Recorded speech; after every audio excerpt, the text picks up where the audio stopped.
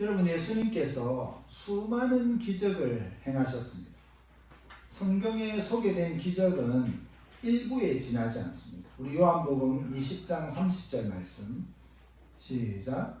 예수께서 제자들 앞에서 이 책에 기록되지 않은 다른 표적도 많이 행하셨으나 여러분, 예수님께서 제자들 앞에서 이 책에 기록되지 않은 다른 표적도 많이 행하셨다, 이렇게 말씀하고 있습니다. 그런데 그 기적을 보고도 유대인들이 믿지를 않았습니다. 이 실제로 보면 기적을 눈앞에서 보았는데도 믿지 않는다는 것이 더 놀랍지 않습니까? 여러분, 예수님이 행하신 기적은 이유와 목적이 있었습니다.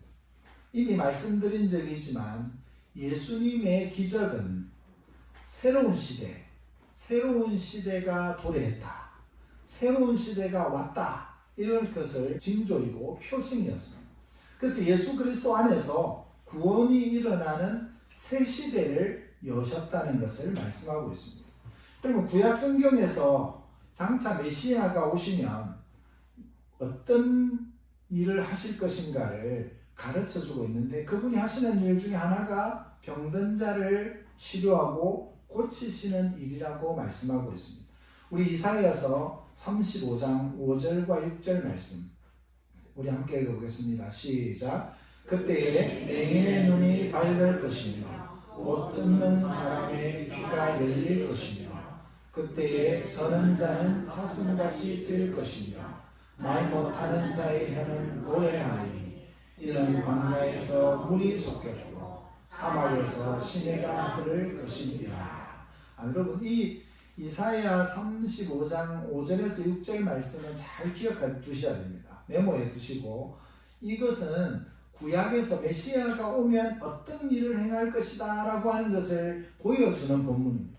근데 여러분, 예수님이 오셔서 이 5절과 6절의 말씀처럼 맹인이 눈을 밝게 하고 못 듣는 사람이 듣게 되고 전원자들이 38년 된 병자가 뛰고 그리고 말 못하는 자의 혀가 노래하게 되는 이런 일들이 실제로 일어났지 않습니까? 이러한 기대와 바람들을 마침내 예수님께서 다 이루셨습니다. 예수님께서 오셔서 행하신 기적들은 예수님이 메시아이시다라는 것을 드러내는 사역입니다. 예수님이 누구시라고요? 메시아이시다. 메시아 곧 그리스도시다. 이렇게 말씀하는 거예요. 여러분, 예수님은 생명을 주는 일을 하셨습니다. 왕의 신하가 자기 아들의 병을 고쳐달라고 간청하자 즉시 소년의 병을 고쳐주셨습니다. 그리고 38년 된 병자가 힘들어할 때 하나님께서, 예수님께서 고쳐주셨습니다. 그러나 이와 같은 분명한 기적에도 불구하고 기적이 불러일으킨 신앙은 진정한 신앙이 아니라는 것을 보여주고 있습니다. 그게 뭐냐면 요한복음 2장 23절 말씀 함께 읽겠습니다. 시작. 6월절에 예수께서 예루살렘에 계시니 많은 사람이 그의 행하시는 표적을 보고 그의 이름을 믿었으나, 여기에서 매우 중요한 구분이 있습니다. 기적을 믿는 일과 그 기적을 행하신 분을 믿는 일 사이에는 차이가 있다는 거예요. 기적을 믿을 것이냐, 그 기적을 행하신 분을 믿을 것이냐, 여기 차이가 있다는 거죠.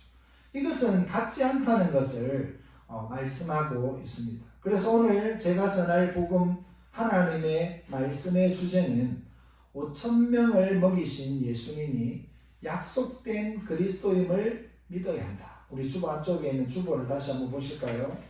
주보 안쪽에 주보에 보시면 우리 주제 말씀 우리 함께 한번 읽어보겠습니다. 시작. 5,000명을 먹이신 예수님이 약속된 그리스도이심을 믿어야 한다. 예수님이 기적을 행하셨는데 그 기적을 행하신 분이 그리스도라는 것을, 약속된 그리스도라는 걸 믿어야 된다는 거예요. 그리고 우리가 두 가지를 살펴볼 텐데, 모세와 같이 자기 백성을 구원하실 그리스도이시다. 그리고 그리스도를 믿는 새 이스라엘에게 주시는 축복에 대해서 차례대로 살펴보겠습니다. 먼저 모세와 같이 자기 백성을 구원하실 그리스도이십니다. 여러분 예수님께서 갈릴리 바다 건너편으로 가셨습니다. 큰 무리가 예수님을 따라왔습니다. 예수님이 먼저 건너가셨는데 그들이 또 따라왔습니다. 그 이유는 병자들에게 행하시는 표적을 보았기 때문입니다. 3절 말씀 보십시오. 시작. 예수께서 산에 오르사 제자들과 함께 거기 앉으시니. 여러분 예수님께서 산에 오르사 제자들과 함께 앉았습니다. 여러분 지금의 이 구도를 잘 곰곰이 생각해 보면 어디선가 본 것 같은 구도입니다.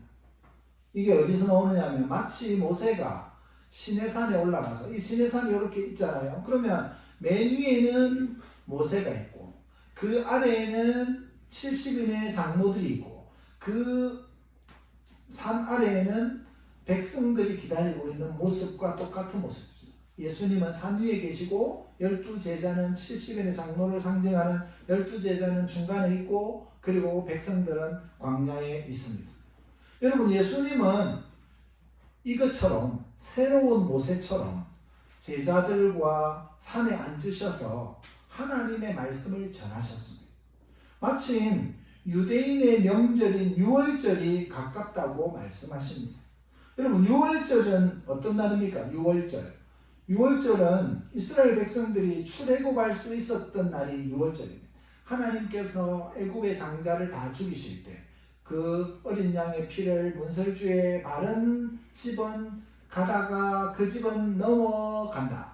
그래서 패스 오버한다. 이렇게 넘어간다는 거예요. 이 위로 넘어가는 거예요. 그래서 유월절이라는 말이에요. 유월절이라는 말이 그런 말이에요. 그러니까 이 집은 이렇게 넘어가는 거예요. 그 피를 보고 넘어가는 거죠. 그래서 그들이 유월절을 통해서 구원을 받은 겁니다. 그래서 그 이스라엘 백성들에게는 유월절이 1월 1일로 이렇게 지켜지는 날입니다. 실제로 1월 1일이라서가 아니라 자신들의 구원받은 날을 1월 1일로 계산해서 그들이 지키는 것입니다.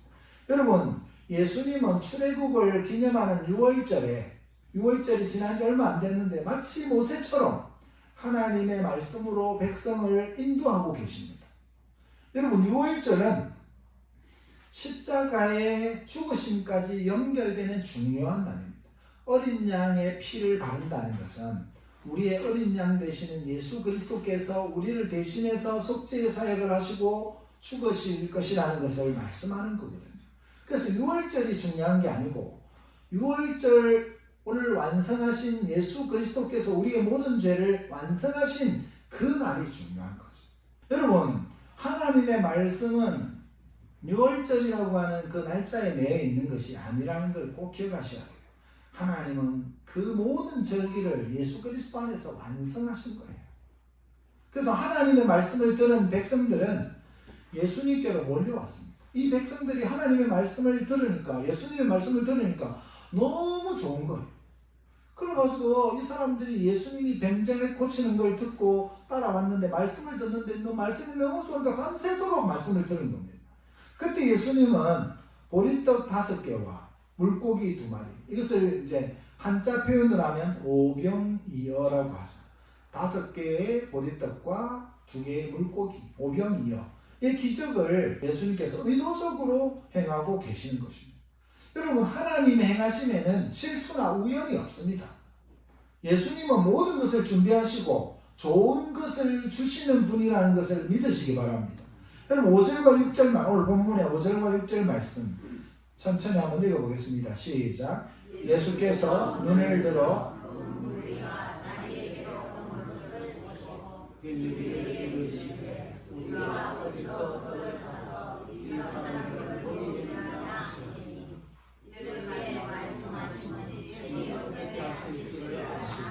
빌립을 시험하고자 하십니다. 아멘.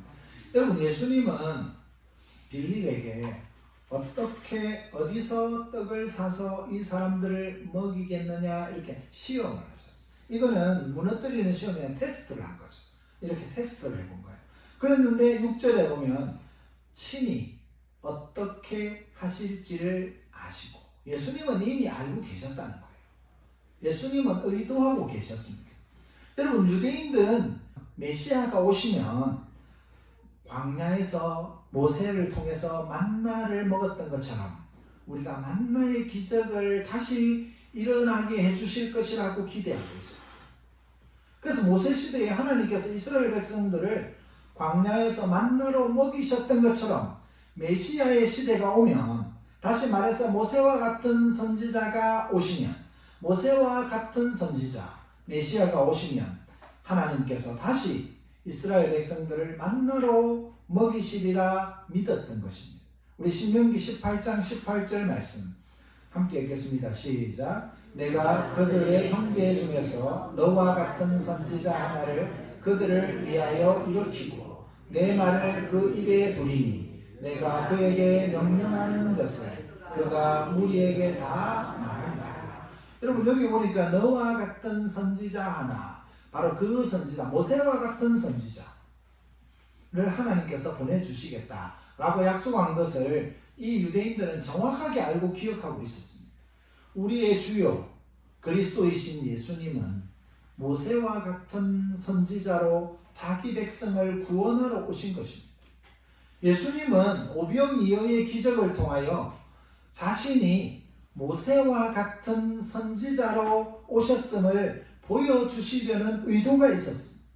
그래서 예수님은 6월절 즈음에, 6월절이 지나고 이스라엘이 출애굽해가지고 광야에서 얼마 지나지 않아 만나를 먹었지 않습니까? 그것처럼 6월절이 얼마 지나지 않아서 이렇게 광야에서 보리떡 5개와 물고기 2마리로 만나의 기적을 행하시는 것입니다.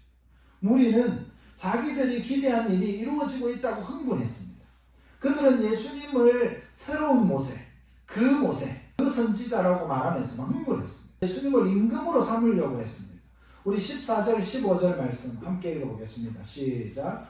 그 사람들이 예수께서 행하신 이 표적을 보고 말하되 이는 참으로 세상에 오실 그 선지자라 하더라.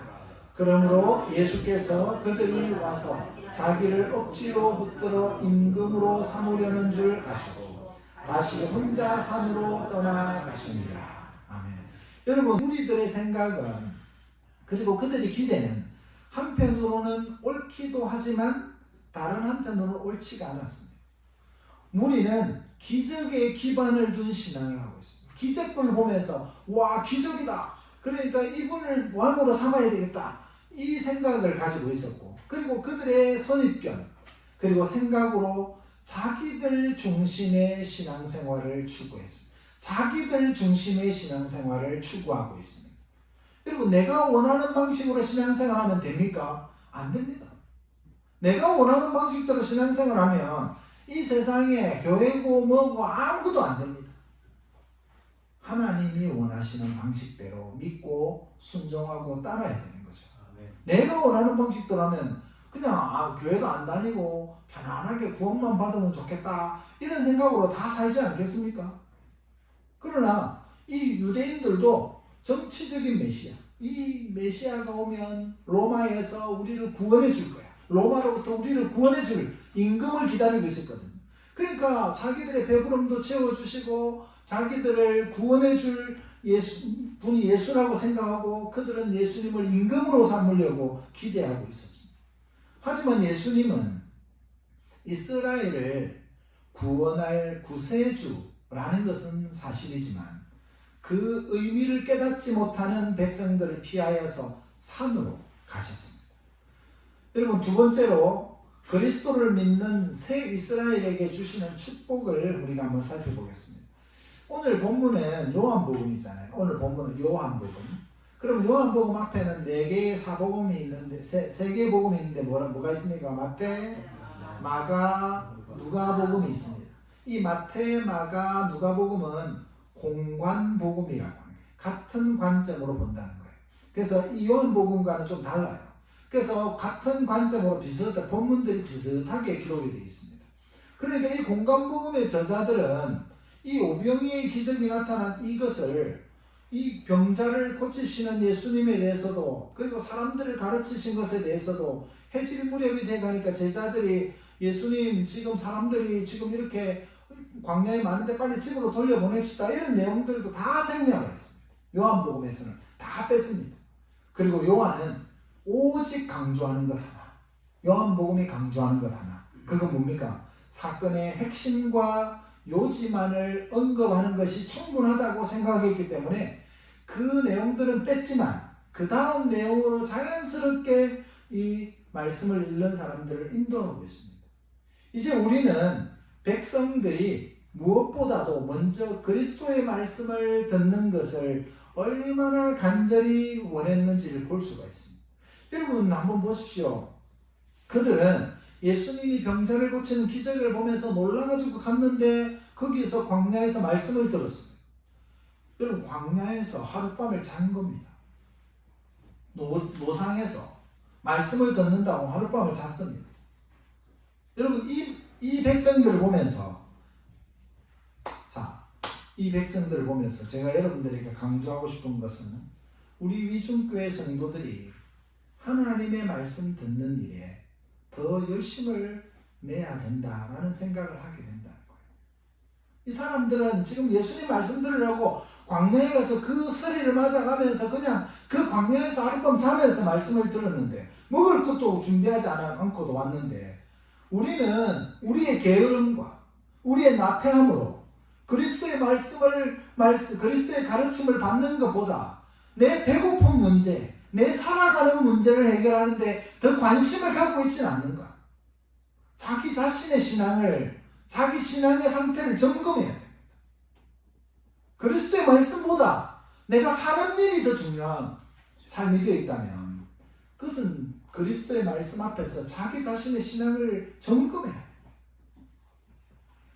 우리 성도들은 하늘에 속한 생활을 하다가도 은혜 받아가지고 이제 그리스도 위해 살아야지 이러면서 막 하다가도 조금만 다른 일이 생기면 즉시 우리는 그 사소한 일에 사로잡혀서 예수 그리스도를 만나는 일에서 멀어진다는 거예요. 사실 우리는 자유롭거나 여유가 있을 때 그리스도를 만나려고 해요. 내가 좀 자유롭고 내가 좀 여유가 있을 때 그리스도를 만나고 싶습니다. 그래서 광야나 산으로 주님을 따라가는 것은 고사하고 광야나 산으로 주님을 따라갈 상황은 안 되고 우리가 편안하게 집에 있을 때 그리스도께서 찾아오신다고 해도 그 그리스도의 말씀을 들을 사람이 10명 중에 몇 명이나 있을까 걱정을 하게 된다는 것입니다. 주님을 믿지 않는 사람들은 우리가 집으로 찾아가서 전도해도 받아들이지 않습니다. 믿음이 없는 사람은 가서 전해도 받아들이지 않습니다. 사람들은 자신이 편하기를 원하는, 이거 잘 들으셔야 돼요. 사람들은 자신이 편하기를 원하는 육신의 병에 걸려 있습니다. 내가 좀 편해야지. 교회 와서도 편해야지. 말씀 드릴 때도 편해야지. 내가 편해야 되는 거예요. 이 사람들은 광야에 가서 그 험한 데 가서 잠을 자면서 쪽잠을 자면서 주님의 말씀을 듣고 있는 사람들도 있는데 우리는 내가 편해야 되는 거예요. 자신의 이런 편안함을 추구하는 육신의 병을 넘어서서 하나님을 찾고 하나님을 구하고 하나님 나라에 합당한 삶을 살아야 되는 것입니다. 우리 주 예수 그리스도께서는 우리의 필요를 다 알고 계십니다. 5,000명의 사람들은 마치 구약의 이스라엘 백성들처럼 나와왔습니다. 예수님을 믿는 사람들은 새 이스라엘, 우리가 이제는 새 이스라엘의 백성이 됐습니다. 하나님은 새로운 이스라엘이 된 백성들인 이 성도들의 필요를 알고 계십니다. 우리가 믿는 예수님은 전능하신 하나님이십니다. 믿습니까? 이렇게 확신이 없어요? 우리가 믿는 예수님은 전능하신 하나님이십니다. 믿습니까? 네. 이 믿음 없으면 못 삽니다. 우리가 다른 거 뭐 붙잡을 게 있습니까? 오직 예수 그리스도밖에 붙잡을 게 없습니다. 우리는 우리의 인내를 시험하지만 우리의 필요를 아시고 채워주시는 분이시라는 것을 알고 있습니다. 혹시 주님께서 즉시 우리를 돕지 아니하실 때도 있습니다. 하나님 내가 너무 어려운데 왜 안 도와주십니까? 라고 할 때도 있습니다. 돕지 않으시는 이유를 우리에게 하나님께서 감추어 두셨기 때문에 우리가 깨닫지 못하는 것이지 주님은 우리를 향한 가장 선한 뜻을 가지고 우리를 바라보고 계신다는 것을 믿으셔야 된다는 거예요. 아멘. 여러분, 구약시대 이스라엘은 하나님의 은혜로 광야에서 만나를 먹었습니다. 이스라엘 백성들이 출애굽하고 얼마 지나지 않아 먹을 것이 없었습니다. 하나님은 하늘에서 만나를 내려주셨습니다. 여러분, 하나님의 약속을 믿고 나왔을 때 하나님이 채우셨습니다. 하나님의 약속을 믿고 나아가십시오. 하나님이 채우실 겁니다. 그게 믿음인 거예요. 여기서 우리가 깨닫게 되는 것은 하나님은 우리를 인도하다가 포기하거나 내버려 두는 분이 아니라는 것입니다. 하나님은 우리를 인도하다가 저것들은 안 되겠다, 못 도와주겠다가 아니라 끝까지 포기하지 않으시고 우리를 도우시는 분이라는 것을 믿으셔야 됩니다. 아멘. 먹을 것이 없다고 아우성치며 항의하지 않아도 믿음으로 하나님을 찾고 기다리면 하나님께서 채워 주실 것입니다. 여러분, 이렇게 좋으신 하나님 아버지를 믿으시기 바랍니다. 우리 히브리서 11장 6절 말씀, 히브리서 11장 6절 말씀 시작. 믿음이 없이는 하나님을 기쁘시게 하지 못하나니 하나님께 나아가는 자는 반드시 그가 계신 것과 또한 그가 자기를 찾는 자들에게 상 주시는 이심을 믿어야 할지니라. 아멘. 여러분, 믿음이 없이는 하나님을 기쁘시게 할 수가 없습니다. 하나님께 나아온 여러분들은 하나님이 계신 것을 믿습니까? 아멘. 하나님 그가 계신 것과 또한 그가 자기를 찾는 자들에게 상 주시는 이심을 믿어야 할지니라. 여러분, 믿으십시오. 이 하나님은 살아계십니다. 하나님은 하나님께 나와 기도하며 하나님의 도움을 구하며 하나님께 예배하는 자를 기억하시고 상 주십니다. 그걸 믿으셔야 합니다. 하나님에 대한 믿음이 없이는 하나님을 기쁘시게 할 수 없습니다. 하나님은 자기를 찾는 자에게 상 주시는 분임을 믿어야 합니다. 하나님은 우리의 필요를 다 알고 계시며 상 주시는 분입니다. 새 이스라엘인 성도들이 상 주시는 하나님을 바라보아야 합니다. 하나님이 우리를 가장 선한 길로, 가장 완전한 길로 인도하실 것을 믿으십시오. 사랑하는 성도 여러분, 여러분은 새 이스라엘 백성입니다.